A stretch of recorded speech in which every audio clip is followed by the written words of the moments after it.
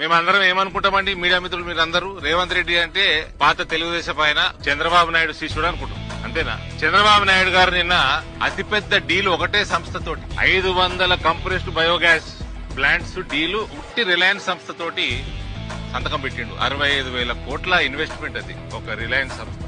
Waste lands ఏదైతే waste భూములు ఉంటాయో ఆ భూములలో పెడతారు. క్లీన్ ఎనర్జీ కోసము ఈ బయోగ్యాస్ ప్లాంట్స్ ఆయన ప్రమోట్ చేస్తున్నాడు. ఆయన టార్గెట్ సుమారు 10 లక్షల కోట్ల ఇన్వెస్ట్మెంట్ క్లీన్ ఎనర్జీ మీద ఆంధ్రప్రదేశ్ లో రావాలని. అందులో మొట్టమొదటిది 65,000 కోట్లు డీల్ సైన్ చేసిండు. దీంతో 2.5 లక్షల ఉద్యోగాలు వస్తాయి, రైతులకి బెనిఫిట్ అవుతుంది. అయితే బయోగ్యాస్ ప్లాంట్స్ లో ఇదంతా అగ్రికల్చర్ రెసిడ్యూ, ఫుడ్ వేస్ట్, ఇవన్నీ కూడా దీని ద్వారా ఎనర్జీ ప్రొడ్యూస్ అవుతుంది.